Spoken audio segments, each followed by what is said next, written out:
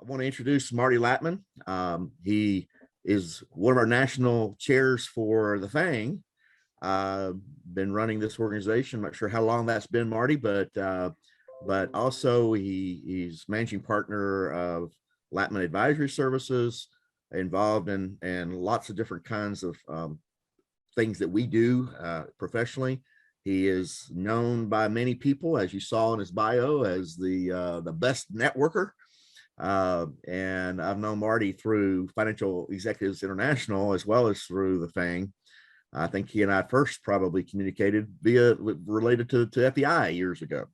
But we're great to have him here. Also extremely involved in career coaching related services and a resource for lots of different things related to career management. And so we are thrilled to be able to have him here and sharing on this topic. When Charlotte mentioned some things that we had available to us, I saw what Marty was talking about with this, and I said, ding, ding, ding, ding, because I do some career management coaching myself, and many times we are faced with ageism or lots of different versions of that term. And it's a reality for many of us. Sometimes it's reverse ageism, as we might call it. And so we're thrilled to have Marty here. Marty, thank you so much for taking your time to lead us in this discussion. I'm gonna hand it over to you. Thank you. Thanks, Mark. Appreciate it. Thank you for your services over these years. Welcome, everybody. Thank you for attending today's presentation. What I have to talk about, as we go through it, as you well know, ageism exists. Okay, you can't hide from it. I will also be making a similar presentation on ageism next week to the people in Europe. The Paris chapter actually is recording it, but it's going to be Paris, Frankfurt, Milan. So if you want to hear what's going on in Europe, you might want to attend that session too. A couple of things I would like to know though before I start. How many people here feel ageism is affecting them? Only one, two, three. Okay. All right. A couple of things. Number one, I think we had in the elevator pitches that we had for 15, 20 seconds, there were at least 3 people who mentioned how many years they've been working. Okay. If you're worried about ageism, drop how many years you've been working and talking about it. Okay. Because if you're concerned on ageism and you started saying, well, I've been working 40 years, 30 years, you're sticking your nose right in somebody's face and say, I am old. So drop it and try to use some other adjectives. Seasoned is really, you're not salt and pepper, so I wouldn't use seasoned. Highly experienced is a good word to use to just think about that. And we're going to get into this in a second, but that's just, the outlook when, you approach people or people want to talk to you. All right. Just remember, you're on stage all the time, and what you say can resonate very quickly with people. Okay. So as Mark said, if you have any questions, you could either shout it out during this presentation, or what you could do, just put it in the chat. Hopefully this will work. What's going to happen is that as I make this presentation, I'm not going to really be able to see anything in the chat. So Mark will monitor that. If anybody wants a copy of this presentation, just drop me a line. I'll be more than happy to supply it to you. You could also link with me. I'm here to help you. That's what I'm here for. Okay. Ageism does exist. It's in every day. And what's happened is that it's a question of how you deal with it. And this is what I'm going to talk about today. Actually, what is ageism? We've used the terms already, but how many people really know what it is? I'll talk about the perception of ageism, the signs that it exists in today's workplace, how people or companies really get rid of older workers, which is ageism first class, so to speak. And then we'll talk about the tools that you really need to combat ageism and how you present your age as a strength, not running away from it. Take it head on and use it. And how do you find a job now? And we'll talk about some of the jobs that exist. And then we'll talk about how to avoid ageism on your resume. And we'll just do a wrap up. Okay. So that's what the program looks like today. Ageism, well, let's say, what is it? It's really employment discrimination that exists today because of your age. Well, then the question is, what age are we talking about? Ageism, okay. Basically, this is the definition in the US in the EEOC. Okay, you can be treated unfairly due to race, national origin, gender, disability, religion, sexual orientation, or age. All of these are considered discrimination by the US government. And if you are discriminated against because of any of these, it can result in a lawsuit. I do not necessarily recommend that for yourself if you want to take one, but just be aware of it. This is how the US defines it. However, ageism really came to the forefront in 1968. Now just think about it. Talking about ageism, 68. This isn't new ageism, okay? It's not new at all. And it came to light when Robert Butler, at that time he was a Columbia graduate student, and he's a founder now of he's the founding director of the National Institute of Ageism. And what he said in 68 was, ageism is the systematic stereotyping and discrimination against older people because they are old. Now, if you want to get a riddle, you got one over there. You're discriminating against you because you're older, because you're old. Well, what's old? What's old? Is it 50, 55, 32, 41? You take your pick, okay? Some say it's the gray ceiling, and I am a member, as you can well tell, and I wear it proudly, okay? So think about this. What is ageism still? Really what ageism is, it's a perception, okay? It's how other people look at you and perceive who you are. And now as we go through this, just think, is this me? Is this what I'm projecting to other people? Because if you are, this is what's considered ageism. One, you are less motivated than younger workers. You are less willing to engage in training. You really resist change. You're not healthy. You cannot adapt to new technology. You cannot relate to the younger workers. You cannot work with younger people. You're no longer creative or innovative.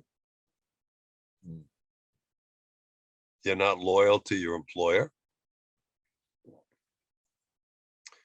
And you demand a higher pay.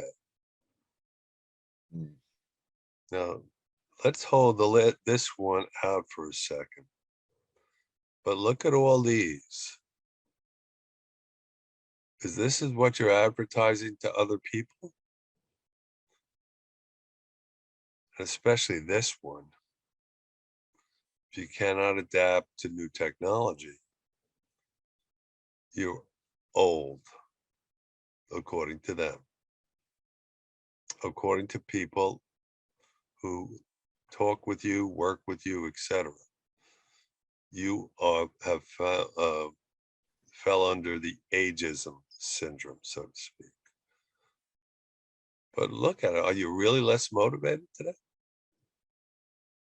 You don't want to learn anymore? Think about this. This part, demand for higher wages. Well, you have a lot of experience. Okay. And so with experience, comes knowledge. Generally, you can go with less training. So yeah, you could demand a higher wage, but at the same time, you have to be practical today in today's marketplace, okay, based upon your situation. So when you might have had a higher pay rate before, things in your life may have changed. Maybe you don't have a mortgage anymore. Maybe you don't have to worry about kids in college, etc. So your higher pay could really be reduced, so to speak, and that could be an advantage for you. But these are the perceptions of ageism. And now when people look at it, or especially companies look at it, okay, they're thinking about certain things. And when you look for new companies, new places to work, you should be looking also about ageism on the other side. Will a company treat me differently because I'm older? Well, are they only hiring younger employees? Are they promoting mainly younger employees? Are the opportunities for training and development being offered only to the younger employees? Activities that are being planned, is it being planned for you or younger employees? Looking at the employee handbook, does it talk about the other discriminations that we talked about, disabilities, race, religion, but not address age? Think about that. Are the older workers more harassed than the younger people for being ill, absent, late? Think about it. And this is the key when you do job search. Look at the website. Does the website have pictures of only young people? Now, a lot of this information here, if you're currently working at a company, you could observe it from what's going on in your organization. If you're currently in transition and looking for a position, well, you could find out a lot of this through your networking. So it's on both sides, okay? You have to do your research and, look for those companies where ageism exists, and they do. There's lots of them, I could tell you, and some that will really surprise you. So my suggestion, if you see this and you're looking for a new position, avoid that company. Don't even try it, okay? This is the main question. Do you really want to work at a company that will discriminate against you? Not me, okay? Now think about this, and you can read about all this stuff in the paper and stuff, how companies get rid of older people. Well, the big thing, they eliminate jobs, okay? In the olden days, to age oneself, when jobs were eliminated, it was generally I'll call it the LIFO situation. The last ones in were the first ones out. Now it's really FIFO. They eliminate the older people first. They have layoffs. Older individuals are reprimanded for things that everybody else does, and the other people aren't reprimanded. The performance reviews that you used to have that were stellar are no longer as good as they used to be. Retire now. If you don't, you may lose your pension. They offer early retirement packages. They have a mandatory retirement age. Your job duties are reduced. Your hours are reduced. The promotions are not going to you, but going to the younger people. And there's more harassment of you than the other people. And these are some of the things how companies get rid of the older generation. And you might want to think, well, you know, which companies are doing this? I could tell you these two areas right here, these two areas here, my wife experienced at a company that she worked at, which a lot of people would know their names. They're known out in the world, especially by young, or let's say people who like jewelry, and they look at this nice little blue box. Okay. And what happened? They came to my wife and they said to her, and she was the assistant manager at one of their stores, that look, beginning their busy season, like many companies, are from November through December, but the year end is in January. And they came to people who were, I'll give you the situation. If you were 55 or older, and you had, I think it was 5 years service, or you were 50, between 50 and 55, and you had 10 years service,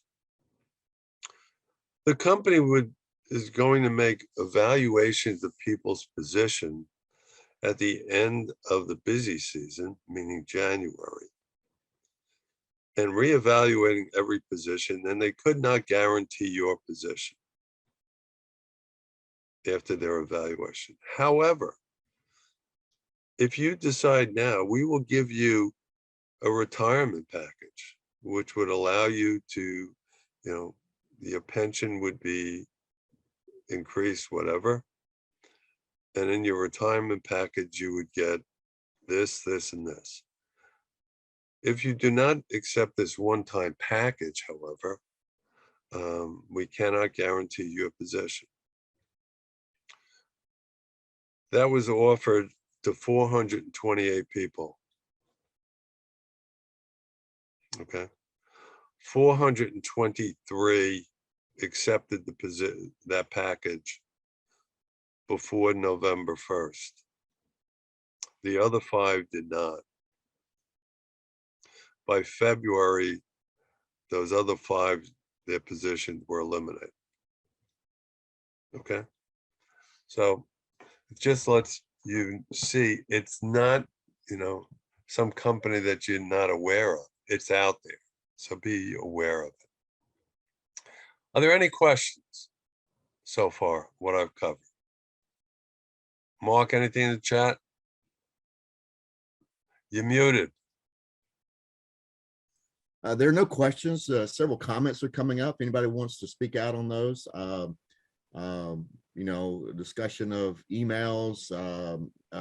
Sean mentioned that that E&Y has a mandatory 55 retirement age for partners, and they can stay on if they're needed for 2 more years.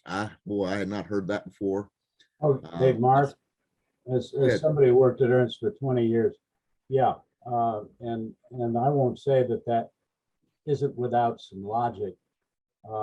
Being an up and out organization, you can't be an up and out organization if you stock people at the top. And that was the facts of life when I joined them in '73. At that point, I was happy to see more older people leave. It meant opportunities besides growth. So I'm in mixed emotion about that, because the assumption was that by that time you could leave and have retirement, and there were second careers. But what I find interesting is if Marty, that any company that has that kind of approach is about the last company, and I don't care what you could put different types of, I won't call it, well, I should call it racism, but you can put different types of I'll move on, but that's a company that's not going to survive, and maybe a few will, but if they can't figure out that we reward output no matter how it is and how old you are, then that's not a company that I think any of us would really in the long term be all that interested in pursuing. And if I were an investor, it's not necessarily a company that I think. I would tend to agree with you, John. But at the same time, it exists out there, big time. Marty, okay. I agree it exists. I'm just saying that we got to figure it out. And at the same time, to touch base on what you're talking about, when you really look at it, the younger generation, the people in the younger generation, they're looking and say, we got to get rid of the older people, because when the older people are still there, I have no room for promotion for me. That's so right. I want to move up. Okay, so it works, both ways to some extent. All right, I agree on that one. So let's go through this some more, and we'll see what else we have. Okay. Let's talk about the tools that you need to combat this ageism. Number one, which I always talk about, that's a positive attitude. If you don't have a positive attitude, you're not going to get anywhere. People do not want to work with negative or depressed people. That's the bottom line. So what you want to do is look at what the bright side is, what we could do from a positive standpoint. You need to have a powerful elevator pitch to tell people very quickly what you do and how you can add value to the organization. Okay, and I have an actual presentation just on developing elevator pitches. And within 3 minutes, I could teach you how to do a real good elevator pitch. We talk about your value. You also need a powerful resume.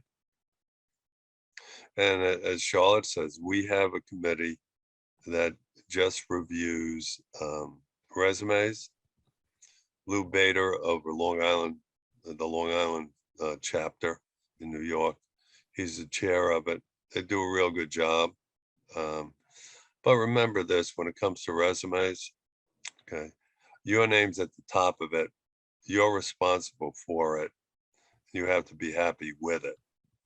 And there's certain things we could talk about, and I'll mention that as we go through it on resumes. LinkedIn, you definitely need, in today's environment, a powerful LinkedIn profile. Last I heard, there was over 900,000 recruiters on LinkedIn. Okay, I heard that number.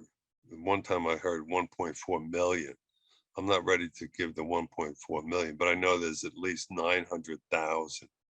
And they're looking at your profile every day. And one thing is that you should have a professional picture on your profile that's generally from shoulders up. Don't wear sunglasses. Don't wear a baseball hat. Okay. It's not for one in your bathing suit or in the car at a party. Get a professional picture. What they have found, LinkedIn, when they run their statistics, people who have on the LinkedIn a professional picture, their profile is looked at 70% more times, okay, than people without a picture. Okay, so keep that in mind. You also need a clear focus, what you want to do. Okay, where you want to work, type of job you want. You want to have energy.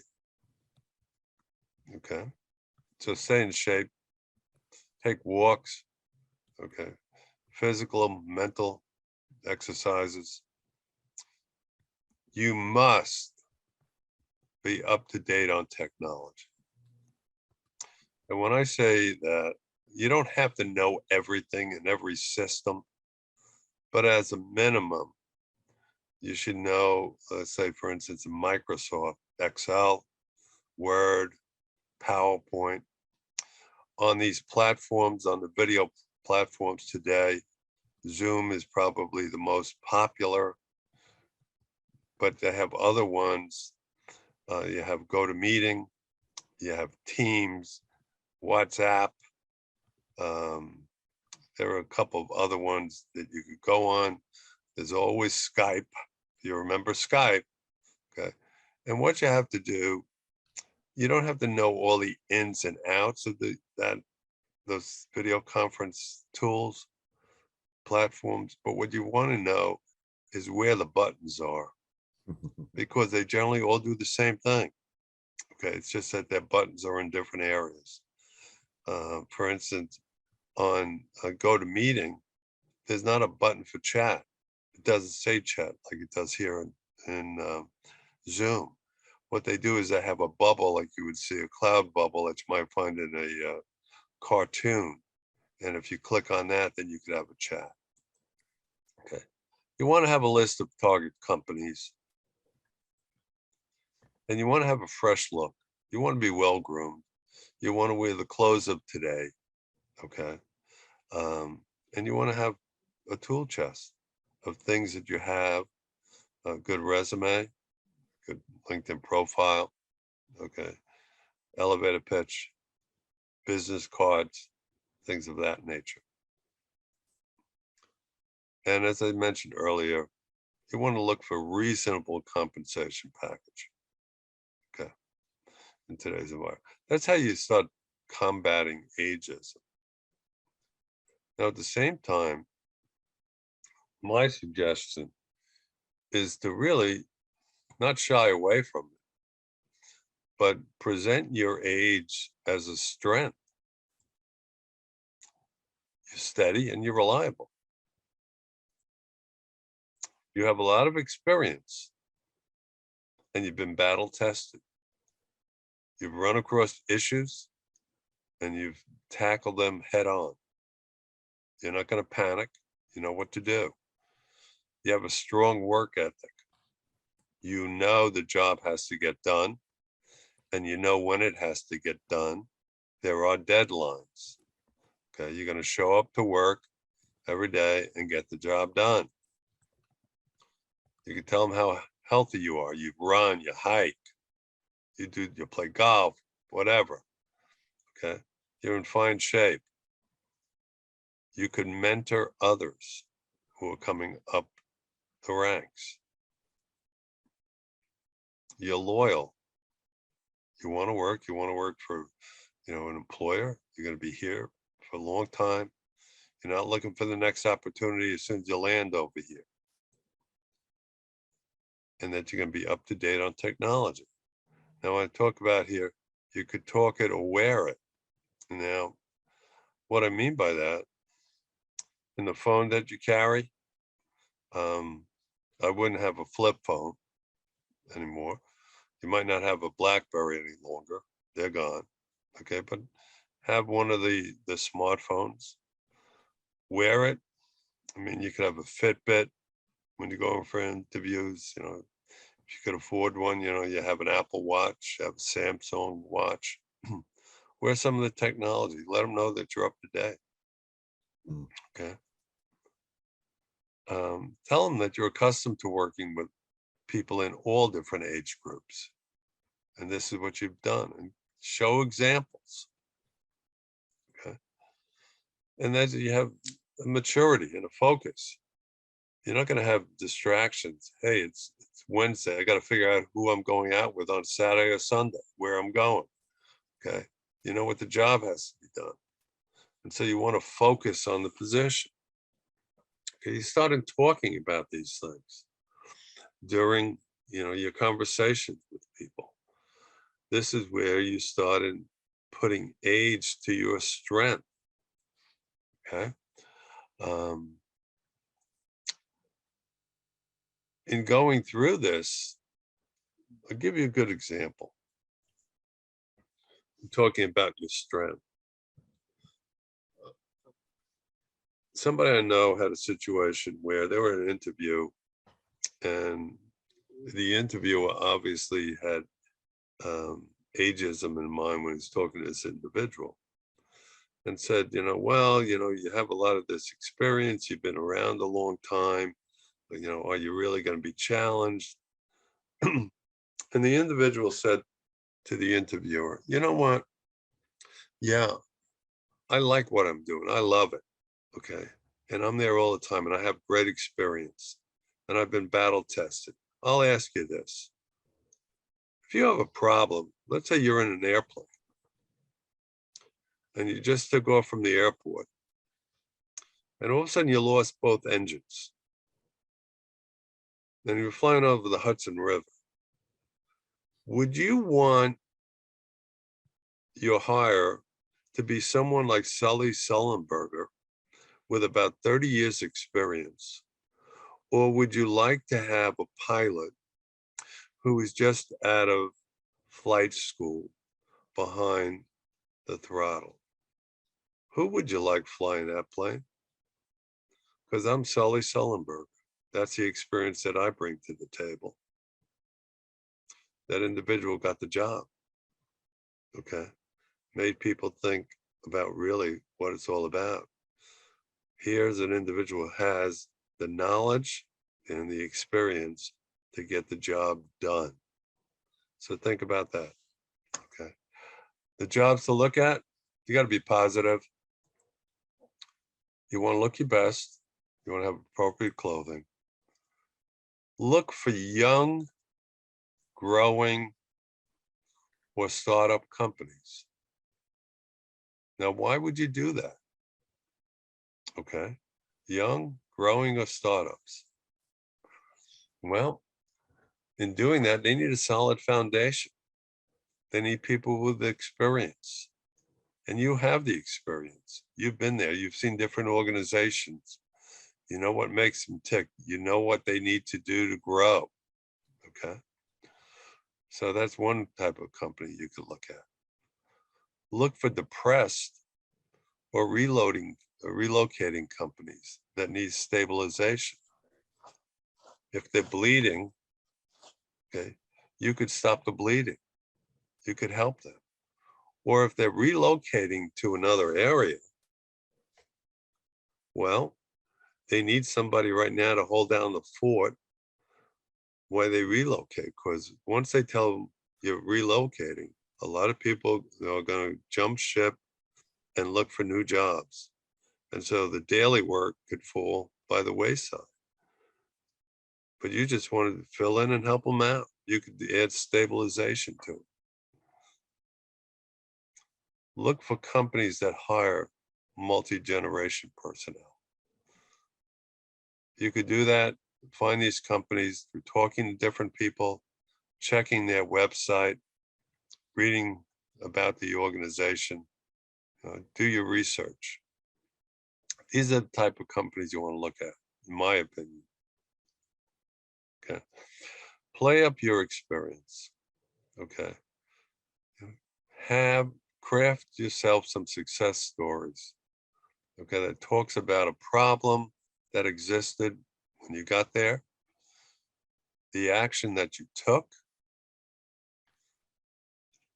the result of your action to the problem, and the value of the result to the action that you took to the problem. I call it my PAR Vs: problem, action, result, value. And put together these little stories. Keep them under 90 seconds. Okay. But play up how successful you have been and how you have added value to the organizations where you work. Because people who will talk to you and see that you have added value to other companies, they assume that you're going to add value to their company too. And they want people who add value in their organization. Use your current terminology. It's common language today. When you talk, don't even talk about, well, it's as easy as sliced bread. You talk to a younger person, say that, they're going to look at you. Bread's always been sliced. Like when I was growing up, it wasn't. It just came out of the oven. Okay, I said, look at that. Think about what you're saying. Stay current in your profession. Okay. Be tech savvy. The Microsoft products. If you know pivot tables, be really good. Okay. Get a Twitter account. You don't have to tweet. Just sign up. You're a technical genius. You're up to date on technology. And also, if you look on Twitter and you start fooling around it, you could see that a lot of jobs out in Twitter today. Be good on Zoom or other platforms. Once again, LinkedIn, complete profile, professional picture. Also, in my opinion, try to get a lot of recommendations. That's really your references right away, and put that in your profile. You could consider temporary or part-time employment today. When you interview as a consultant. Use the W words: who, what, when, why, where. Okay. Ask questions. Take a strategic approach. Okay. Network, and use your professional organizations to network and your other networks. Use your past colleagues. You never know what position they are right now. Okay, they could help you out. You could also volunteer. When you volunteer, you get to meet a lot of people who have the same values. There's no gatekeepers. And they see what you do, and they could bring you into their companies, or they could recommend you to other companies. And do your exercises. It's good for the mind. It's good for the body. And what you might want to do, surround yourself with younger people. You go to seminars on new things that are happening. You go to the gym, things of that nature. The types of jobs, what you might want to consider is this. Think about the small and medium-sized companies, especially if you only worked for big companies in the past. Generally, you'll find the age discrimination is generally in the bigger companies. Small and medium-sized companies, they need people who do a lot of work and have a lot of experience, and that's you. It could be a private company versus a public company. You could do full-time work or part-time work. You could be a consultant. You could own your own store, your own business. You could get in what today is most popular is service-related companies. There's always the not-for-profits. Remember, And I tell this to a lot of people. I used to be the CFO of New Jersey Symphony Orchestra, okay, which is a not-for-profit. But once you get into it, you realize there is no such thing as a not-for-profit. If a company doesn't make profit, they're not going to exist. So they have to make a profit. What you just have to know when you go into these different companies is what makes them different and what's the special rules and regulations that they have. Once you do that, there's no problem. A debit's debit, credit's a credit. Cash is always king. There's also the healthcare industry today, which is booming, obviously. And you have green energy. That's part of the future. The education industry. These two groups here, these three groups rather, these are the future jobs. And there's needs today for people to fill the positions that are open in these companies. So look at that. And there's also obviously always technology. Now you might want to look and say, well, I'm not good in technology. If you're finance, you don't have to be necessarily good in technology.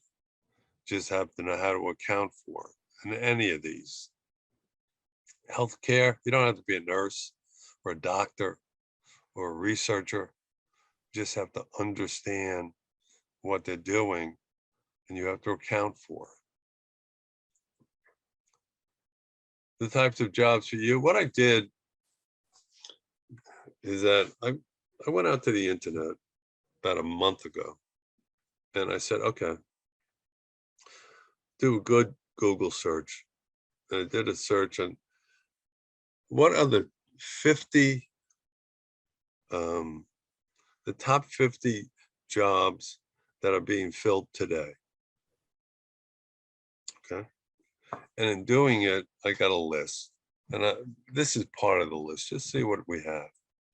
Administrative assistant, paralegal, office manager, teacher, driver, tutor, event planner, tour guide, travel agent, nurse, medical assistant, physical therapist, personal financial advisor, accountant, bookkeeper, insurance agent, real estate agent, dental hygienist, EMT, dietitian, chef, website developer, writer, and fundraiser. I just selected these. Okay, now when you start looking at it, just get an idea. A lot of these here, they're service related. These over here, service related, service related, service related. They're all to do in service. So think about that. There's no inventory. You don't have to worry about that, gentlemen. All right, so think about it. In doing it on your resume, consider this. Now, there's been debate. You talk to people, we could debate until the cows come home. Do I put my graduation date? Do I write down every job that I've worked at? How far do I go back? Okay, how many dates do I put on? Depending upon who you speak to, they're all going to have different opinions. This is my opinion. What I suggest you do is emphasize the last 10 to 15 years. That's the most relevant. And in doing that, I would have the detail to some extent of what you do, what you have done at these companies with the dates when you worked the last 10 to 15 years, your position, the name of the company, where the company was located, and under each company, a line or so about the size and what they're involved in. Especially if you worked at small companies, a lot of people don't know just by the name what they did. So I would emphasize the last 10 to 15 years. Then what I would do, I have a separate section that's prior experience. And in the prior experience, I'd only list then the company name and the position and the dates for those employers where I worked 15 years or longer. Now, the dates, for me, I like it because it's all inclusive. I know that, you know, people are going to not look at me because I'm older. I don't want to work there. So I put in my dates. It's up to you if you want to put them, but I would put at least the name of the company and the position. Because in doing that, you have full disclosure on where you worked, and you start in showing how you progressed up the chain during your career. So that's what I would do. Highlight your achievements on your resume that are still relevant. There might have been things that you've done 20 years ago, which at that time were really, really important and really good.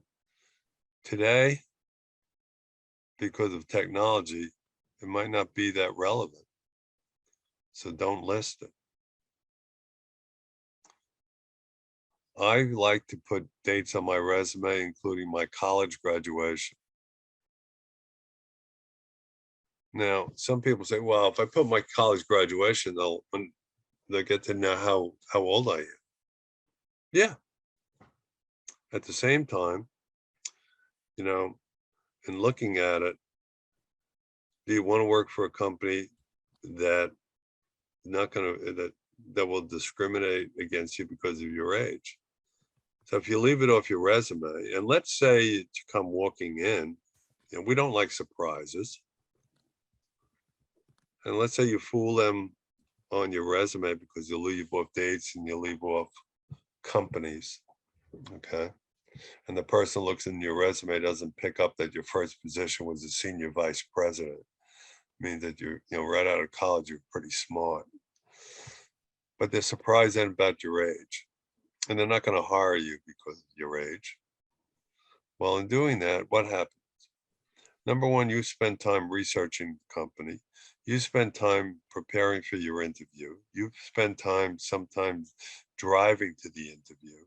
The interviewer has spent time preparing for their interview. And when it all comes out in the wash, they're not going to hire you because of your age. Avoid all that, in my opinion. Put your college date. At the same time, anyone on this call, within 10 minutes, I could find out how old everyone is here by going out to the internet. You put the information out there already in social media, etc. You can find that anytime. If you're out, let's say on Facebook, and you put your birthday, every time I get somebody's, acknowledgement it's their birthday, generally tells me how old they are. Why hide it, everybody? Use your age to your strength. List your competencies that are relevant to the position. I have a section on my resume, it's called core competencies. It's like 12 bullets. And I look at the job specs and I say, okay, with the job specs, this is what they want. Well, if I didn't have one of the bullets for that, I would interchange a bullet that I had before for one that's now on their job spec. And I try to use the same words that they use on their job specs. Use today's email addresses. Try to stay away from AOL. On your job search, what I would recommend is that have a separate Gmail account for your job search. It's easy to control all the information that you have, that you've been sending out and that you receive relating to your job search, and you keep it separate from your other emails. When you write your telephone number, do it this way. The area code and the exchange, and then the remaining part of your number. Use the dots, forget the parentheses and the dashes. This is what a lot of people look at today. That just shows you current. Yeah. Show your LinkedIn and Twitter addresses on your resume. Most companies now, they go right to the LinkedIn. So on your resume, if you have a link to your LinkedIn, they'll just click on it and they'll go right into your LinkedIn profile. All right. And that's what I would have on my resume.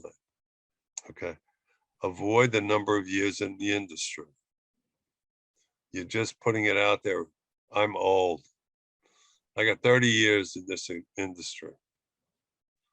Well, 30 years. Okay, so you've been 30 years there. Okay, when you graduated, you must have been about 22. Okay, so you're at least 52. Now, when did you start that job?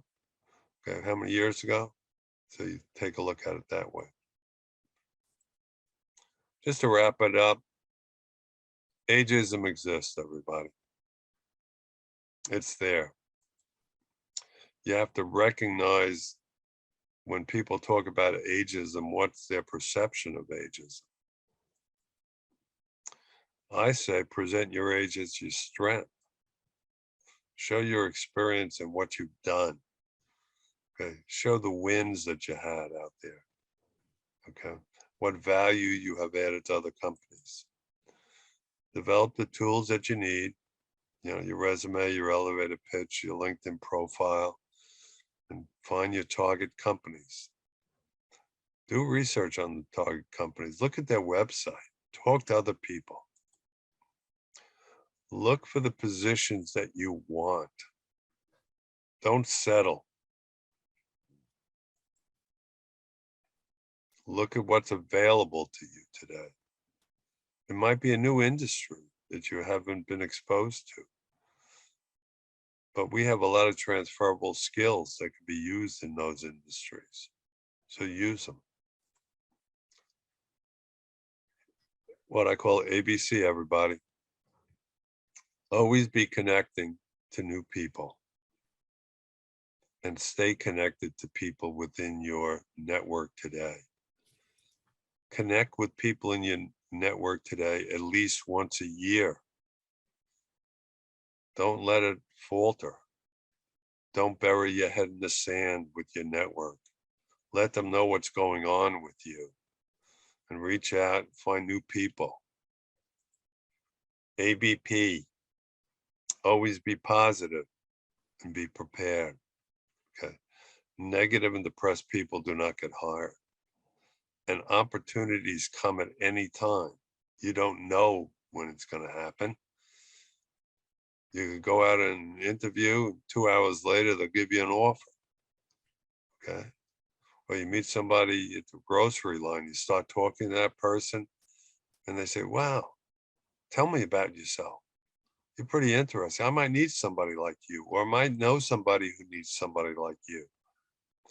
So always be prepared.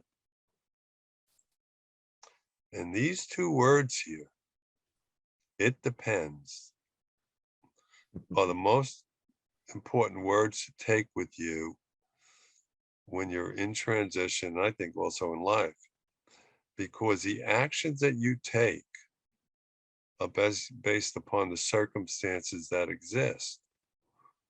And all circumstances are unique. There's no rules in networking. No rules in job search. You got to be creative. You got to be innovative. You have to really think quickly on your feet. So, you know, when someone says, how many pages should your resume be? Generally, your reaction is 2 pages. Well, you tell me, where's it written that your resume should be 2 pages? There's no rules, okay? I wouldn't go past 3 pages as a suggestion if need be. But if you have a lot of information to give and it's going to go past 2 pages, then go on a 3rd page. I have resumes that are 1 page. But each resume that you have should be tailored to the job specs. So that would mean generally for each job you apply for, you should have probably an individual resume and tailor it to the job specs. And just remember this, everyone, you will land. Everybody lands, just a matter of time. You will land as long as you want to land, and as long as you continue to pursue it, you will land. Do I have any further questions? Marty, we don't have any in the chat, but I want to give everybody a chance. If you have a burning question, we're almost out of time now, but I wanted to give everybody a chance to throw out any question that comes to mind. Anybody? Marty, I've got a question that may be too long of an answer, but just a curiosity, especially dealing with ageism and focusing on the value that we bring to people. The discussion of more of a functional type resume with a chronological component has kind of come up often in some of my discussions, to just focus on the value we bring. What are your thoughts on that? Personally, when I see a functional resume, I find it is useful for people who have been basically out of the workforce for a long time. Okay. Otherwise, what I generally see, what I would recommend is a resume that what I consider part functional, part chronological. And what I mean by that, the top part, your summary, your professional profile, is really functional, what you've done. And then I have two sections underneath that in the resumes I produce. One is a core competency section where I have bullets, and that's really functional, what I do. Yeah. And then I have a section for major highlights, major achievements. And I select maybe 3 to 5 bullets where I've added value, and I put down the value of what I've created, the achievement in there, which is really chronological, at the same time functional, and tells you what it is. I do not indicate the company where I have done that, but I repeat that word for word in the section below where I list my companies and what I have done at my companies. This is the reason I do it this way. Coming back to what you said when you first started talking about, that experience you had, turn over your resume. What could you tell me in 10 seconds? Okay. Resumes are read when they are read by sections. They read the first third of the resume. If the reader likes what he or she sees in the top third, they go then along the margins and they look for dates, and they read the dates, and then they come to the back page, and then they start reading it back up and show, okay, this is your education, which was your first job, which was your second job, and they read it all up. So if your major achievements are not shown up front and you only show it in the companies where you have done it, they might not come across it, because if they don't like the top third, they're not going to read your resume. So I put in the top third. Actually, my resume is summary, major accomplishments. That's a section right away. I have 3 to 5 bullets. Then I have my core competencies. Then I have work, professional experience. And then I start with my jobs going back. And if I have a bullet up in the top in major accomplishments, I copy that and I put it under the company where I've done it. Okay. My resumes, and I can tell you, I have over 1,000 resumes of myself over the years. I have several one-page resumes, which is my teaser. I just have a overall summary and highlights, etc. Then I have lots of 2 pages, and then I have some multi-pages. And what's happened is that what I do is that I tailor them each to job specs. So the functional resume, that right away becomes a red flag when somebody sees that. And if you're just going to have a functional resume, the only time I suggest you do that is if you've been out of work for a long time. It is very, very good for those people who have had to spend time caring for their family and have been out of work for a while. Okay. Or those people who took care of their kids for 8-10 years and now want to get back in the workforce. Okay. Marty, thank you so much. Oh, Rick, you have a question? Yes, it may be a two-part question, Marty, but Okay. one is relative to the value that we have. You know, it's two-pronged, right? Right. We love the experience, but we can't afford it. What are your thoughts and opinions about that relative to, you know, how much do you compromise and negotiate relative to your value, right? And the other is, and this is very timely, so I love everything you're talking about, because I have an interview Friday with a family office of sorts with a variety. And that's exactly, I've been the bridesmaid about 3 or 4 times in the past month or two. And so I'd like your opinion as far as how you might approach something like that. I mean, we're talking, this company has about 10 different companies, from a CBD to golf courses to wedding venues to, you know, real estate development and construction and things like that, which I have my ideas, but it's always good to have somebody else's opinion on this too. Okay.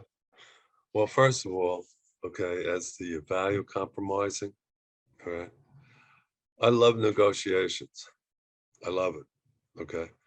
What I tell my clients, I ask them when you're into, when you're applying a job search and you're ready to go to an interview, what's your objective?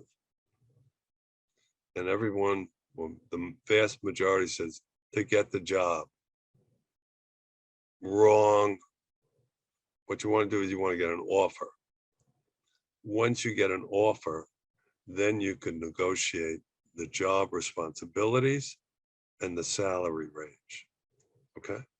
And there's different things that you can negotiate on. Obvious number one is dollars. Okay.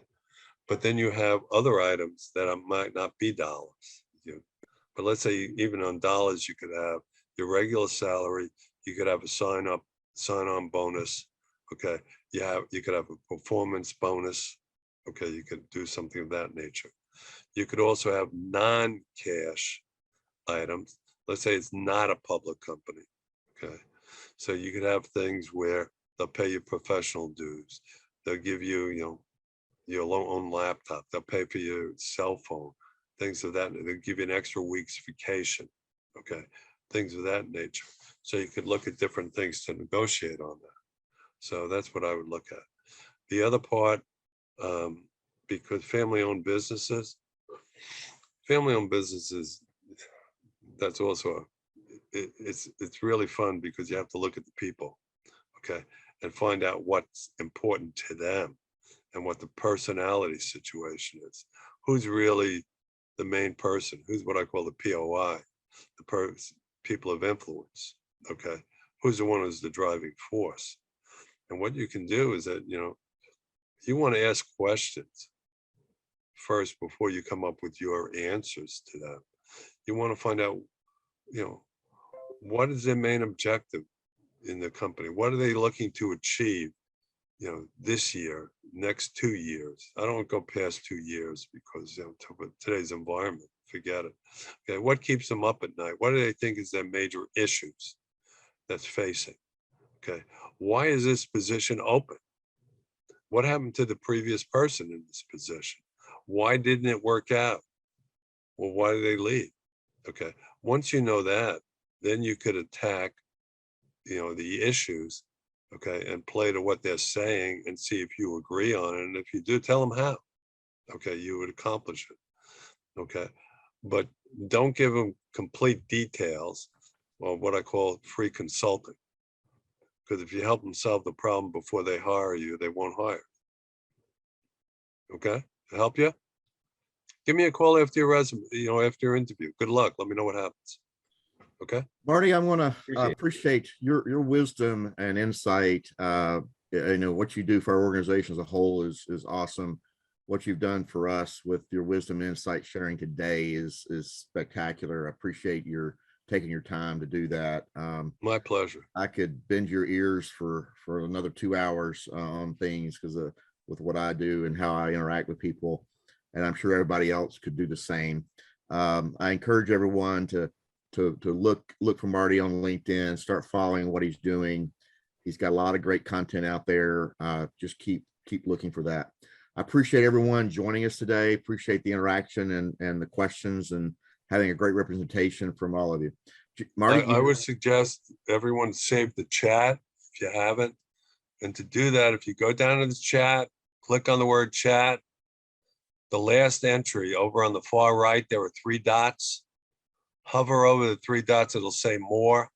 Click on more. You get another drop-down box. The first thing that other drop, well, here only says one thing. It says save chat. Save the chat. Now it says show in folder. You click on that, you'll see where in your computer you saved your chat. So you have everybody's contact or whatever their questions were. Use it, network with each other, network with me, network with other people in the FENG, network with other people who you know, okay? It's networking, networking, networking. There are 4 ways to find a job. It hasn't changed. It's networking, recruiters, I'll say social media, LinkedIn, etc., and direct mail. Those are the 4 ways to find a job, okay? Use them all. Use them all. And good luck, everybody. Come and attend the Bergen chapter. We have great meetings. We meet twice a month. First Thursday of the month and third Wednesday of the month. We have a meeting this Wednesday. We'll be talking, I believe, on interviewing. My friend Alex Freund, who's a real good speaker, it's good. At the same time, if you would check out the website or the platform that I released with some of my colleagues, mynetworkingcentral.com. It's a free site. You could sign up on it. If you know different networking groups, have them join. It's free. And if you know speakers who might want to speak to networking groups, have them sign up. mynetworkingcentral.com. All right. Thank you all for your time. I really appreciate it. I know you had other things to do. I hope some of the things that I said today will resonate with you and be useful to you. If you want a copy of the presentation, just send me an email. I'd be more than happy to share it. If you want to link in with me, I welcome everybody in LinkedIn. I have like 15,000 level 1 connections that I could possibly help you with.